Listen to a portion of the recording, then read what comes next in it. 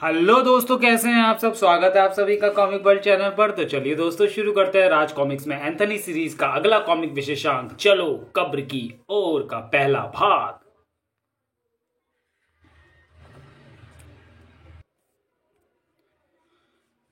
इंसान की इच्छाएं, रिश्ते, उनकी भावनाएं जिंदगी के ऐसे टॉनिक हैं जो उसे जीने की ताकत देते हैं। इनमें से एक भी कमजोर हो जाए तो जीने की इच्छा छूट जाती है, और ऐसे लोगों की कोई कमी नहीं। ऐसे लोग ही बनेंगे मेरे शिकार। मैं उनकी इच्छाओं, रिश्तों और भावनाओं को अपने हथियार बनाऊंगा, और वो कहेंगे चलो कब्र की ओर। आज सभी कह रहे हैं चलो कब्र की ओर। प्रिंस की करकशाहटें सुनकर मुर्दा एंथनी बाहर आ गया है। नहीं, कोई नहीं कहेगा काव काव काव, चलो कब्र की ओर।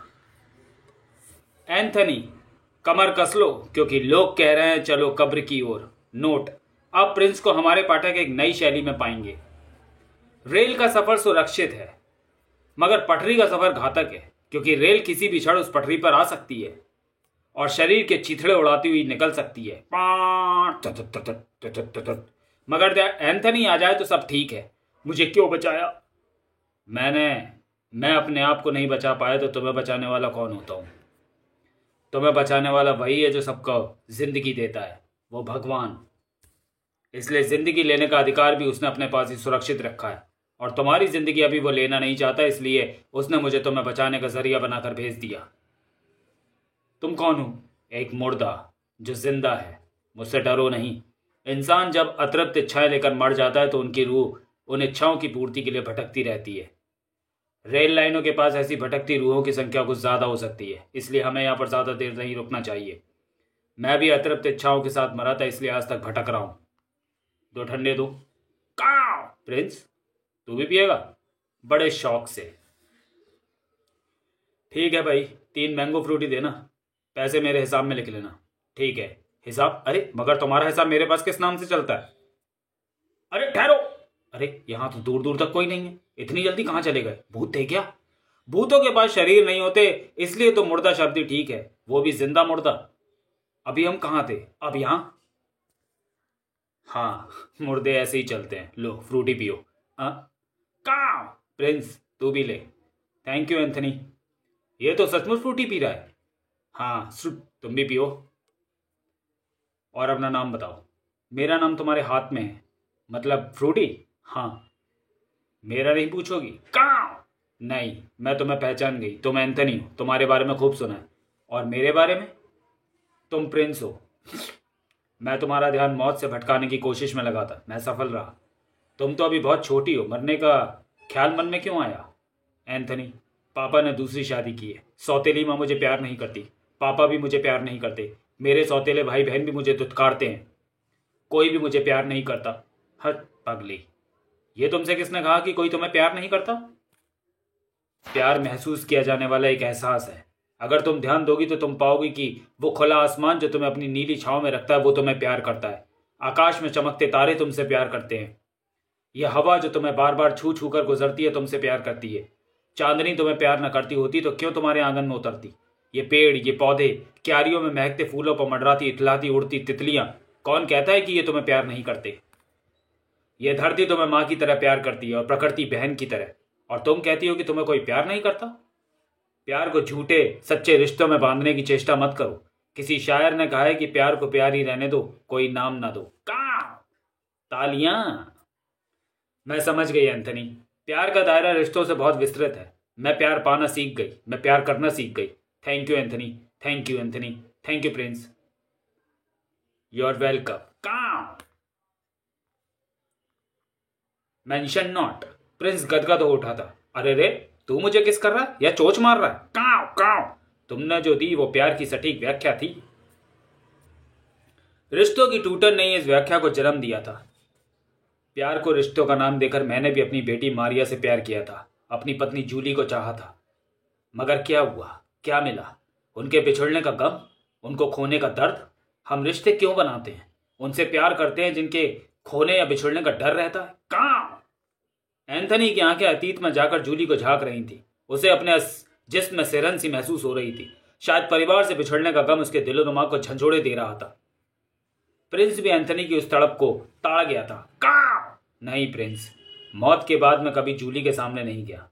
अब वो अपने पति के साथ खुश है। चलो वहां चलते हैं। प्रिंस को सब कुछ मालूम है। काव! हाँ, मगर चुपके से। देखने कई बार गए हो। प्रिंस की जिद एंथनी को जूली के घर तक ले आई थी। क्या इतने बरसों बाद भी मुझे याद रखी होगी प्रिंस? काव! क्यों नहीं, मौत सिर्फ जिस्म की होती है, यादें हमेशा जिंदा रहती हैं। काव! देखो, आज भी इस घर में तुम्हारी तस्वीर रखी है। प्रिंस, इस गिटार को देखो। जूली आज भी इस गिटार के रूप में मेरी यादों से जुड़ी है। काव! वो आज भी तुम्हें नहीं भूली। जूली बेखबर सोई थी। उसे देखकर एंथनी की आंखें डबडबा आई थी। इसके बालों में सफेदी आ गई है प्रिंस। एंथनी का हाथ जूली के बिखरे बालों को संवारने के लिए आगे बढ़ा। काव! रुको, ऐसा मत करो। काव! तुम्हारा स्पर्श उसे जगा देगा। एंथनी के आगमन का स्पर्श तो शायद जूली को हो भी चुका था। काव! चलो, वो जाग रही है, मगर इतनी जल्दी? टेलीपोर्ट होने में हुई देरी उसे मुश्किल में डाल देती, क्योंकि दूसरे ही पल जूली ने आंखें खोल दी थी। कुछ सूंघने का प्रयत्न कर रही थी, फिर हड़बड़ा कर उठ बैठी। उफ, कैसी सुगंध है! वैसी ही है जैसे पहले भी कई बार महसूस की है। एंथनी के आगमन की अनोखी सुगंध। तो क्या वो आया है? एंथनी, क्या तुम यहां आए हो? उफ, इतने बरसों बाद फिर वही सुगंध, मगर यहां तो कोई भी नहीं है। सुगंध है तो एंथनी भी होना चाहिए। Anthony, Anthony! तो मैं जवाब नहीं दे सकता। प्रिंस उसका मार्गदर्शक था। काव! Anthony, Anthony! अब चलो, हाँ जाना ही होगा। मैं यहां आई क्यों था? जूली को वहां पर प्रिंस का पंख मिला। ये पंख यहां, ये निश्चित ही प्रिंस का है। अब शक की कहीं कोई गुंजाइश नहीं कि एंथनी यहां आया था, और हमेशा की तरह तुम मुझसे मिले बिना ही चले गए। एंथनी जूली के पति के बारे में चिंतित था। प्रिंस, वो कहां था? डॉक्टर रस्तोगी के पास। नहीं, ऐसा मत कहें डॉक्टर रस्तोगी। तुम्हारा ब्रेन ट्यूमर बहुत बढ़ चुका है। ऑपरेशन जरूरी है, मगर सफलता मिलेगी या नहीं ये कहना मुश्किल है। प्रिंस के लिए वो सब देख पाना मुश्किल नहीं था। काव! एंथनी, उधर देखो। कहां? वहां। वो लड़की क्या कर रही है? वो कुर्सी पर चढ़ी हुई है। ओ गॉड, वो तो खुद को फांसी लगाना चाहती है। काव! मैंने तुम्हें पहले ही सावधान कर दिया था। लड़की पांव के धक्के से कुर्सी को गिरा चुकी थी। काव!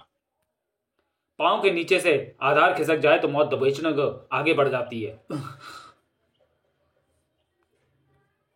बशर्ते मौत से पंजा लड़ाने जिंदगी बीच में ना आ जाए। हवा में झूलते लड़की के शरीर को एंथनी ने फर्श पर गिरने नहीं दिया था। पागल लड़की। एंथनी ने उसे लिटाया, उसके गले से फंदा खोला। क्यों मरना चाहती थी? तो तुम अंदर कैसे आए?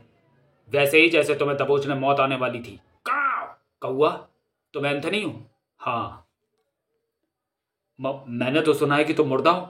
मुर्दा हूं इसलिए जिंदगी का महत्व तो समझता हूं। उफ, इसे अचानक क्या हुआ? इसके मुंह से झाग निकल रहे हैं, शरीर ऐठ गया है, ये दांतों को कसकर खींच रही है। काव! ये मिर्गी का दौरा है। काव! पानी दो। नहीं, मिर्गी के दौरे के दौरान पानी नहीं देना चाहिए, क्योंकि पानी गले में भरकर मरीज का दम घोट सकता है। उसे सख्ती से पकड़ना चाहिए। यह दौरा कुछ ही सेकंड्स में खुद ही ठीक हो जाता है। इसकी ऐठन खत्म हो रही है, तू टॉवेल लेकर आ। ये नॉर्मल हो रही है। गुड गर्ल, अब तुम ठीक हो। ना ना, उठने की कोशिश मत करो, तुम्हें आराम की जरूरत है। मैं आराम ही तो चाहती थी, कुर्सी पर चढ़कर, फंदे में झूलकर। शायद तुम्हारी बीमारी तुम्हारा निराशा का कारण है। ईश्वर ने मुझे मिर्गी की लाइलाज बीमारी देकर मेरी सारी खुशियां छीन ली। गलत। तुम्हारा नाम क्या है? दिशा। मगर अपनी जिंदगी और अपनी नकारात्मक सोचों को सकारात्मक सोचों में दिशा नहीं दे पाए। सुनो, पहली बात तो यह कि मिर्गी लाइलाज नहीं है, और ना ही ये दमा, हार्ट अटैक, कैंसर, टीबी या ब्रेन ट्यूमर की तरह खतरनाक व घातक है। दूसरी बात यह कि मिर्गी किसी दुख का कारण नहीं है। इंसान अपनी नेगेटिव थिंकिंग के कारण खुद ही अपने दुख का कारण बनता है। वो मिर्गी का दौरा जो सप्ताह या माह में 1-2 बार और सिर्फ सेकंड्स के लिए पड़ता है। मुंह खोलो, मुंह खोलो। शाबाश। मैं कह रहा था कि कुछ सेकंड की तकलीफ के बारे में हम महीने के 30 दिन और साल के 365 दिन, दिन के हर घंटे, घंटे के प्रत्येक मिनट और मिनट के प्रत्येक सेकंड सोचते हैं। यही हमारे दुख का कारण है। हमें भूख लगती है, हम तुरंत खाना खाते हैं, और फिर भूख के बारे में तब तक भूल जाते हैं जब तक कि दोबारा भूख नहीं लगती। तो फिर बीमारी के बारे में हर समय क्यों सोचते हैं? यही निराशा का कारण है। आज इसी बीमारी के कारण मेरी मंगनी टूट गई।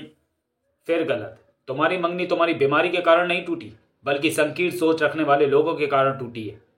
बीमारी का किसी से कोई सगा रिश्ता नहीं होता। ऐसे लोग भूल जाते हैं कि कल वो भी किसी गंभीर रोग से ग्रस्त हो सकते हैं। तुम ऐसे लोगों की परवाह मत करो। दरअसल ऐसे लोग ही तुम्हारे काबिल नहीं। तुम खुद को अपनी निगाहों में ऊंचा करो, महान बनो। शायद तुम्हें पता नहीं कि अमेरिका के प्रथम राष्ट्रपति अब्राहम लिंकन, अमर प्रेम के महान नायक जूलियस सीजर, नेपोलियन बोनापार्ट और सिकंदर महान भी मिर्गी के रोगी थे। उन लोगों ने कभी आत्महत्या के बारे में सोचा तक नहीं। वायदा करो अब तुम भी नहीं सोचोगी। मैंने कभी इस नजरिए से सोचा ही नहीं एंथनी। तुमने मेरी डरी और मरी हुई सोचों को नई दिशा दी है। अब मैं ठीक हूं। तुमने मेरा इलाज कर दिया एंथनी, डॉक्टर एंथनी। कहाँ गए तुम? एंथनी नहीं था मगर उसकी सुगंध मौजूद थी। तूने सुना प्रिंस, वो मुझे डॉक्टर एंथनी कह रही थी। कहाँ? हाँ, वो भी बिना एमबीबीएस की डिग्री के। एंथनी के पास भले ही डॉक्टर की डिग्री नहीं थी मगर कब्रा मौत की डिग्री लिए बैठा था। इंसान की कोई भी इच्छा या कोई भी भावना उसके भूत से ही पैदा होती है। मैं अपना भूत प्रभाव धीरे धीरे बढ़ाता जाऊंगा, जिससे लोगों की तभी इच्छाएं और भावनाएं कुंठाओं में बदलकर उन्हें अपनी जीवन लीला समा खत्म कर देने पर उतारू कर देंगी और वो कहेंगे चलो कब्र की ओर। लेकिन मेरे रास्ते में कोई आ रहा है। हाँ, मुर्दा। सिर्फ एक ही घंटे में 2 आत्महत्याओं की कोशिशें हुई। वह कोशिशें हमने विफल कर दी। इसी के साथ मुझे तेरी आशंका अब सच लगने लगी है। तूने करकशा कर मुझे पहले ही आगाह कर दिया था कि आज कई लोगों का मरने का इरादा है। तूने कहा था कि आज मैं जल्दी नहीं कह सकूंगा कि चलो कब्र की ओर। तेरी सिक्स सेंस वाकई लाजवाब है। कहाँ? तेरे बिना यह मुर्दा वाकई मुर्दा है प्रिंस। इस वक्त कोई भी इमोशन तुम्हारे लिए भी खतरनाक हो सकता है एंथनी। मैं ध्यान रखूंगा। कहाँ? तुम ध्यान नहीं रख रहे। कहाँ? अन्यथा बैसाखियों पर चली जाती वो युवती तुम्हें दिखाई पड़ जाती। वो तो नदी में कूदना चाहती है। कहाँ? चाहती है नहीं, कूद गई है। कहाँ? छपाक। और पानी भी ठंडा है। मुर्दे को ठंडे गर्म से क्या फर्क पड़ता है? छपाक। ऊंचाई से कूदने के कारण एंथनी पानी में काफी गहराई तक डूबता चला गया। जब संभला तो उसे डूबती लड़की नजर आई।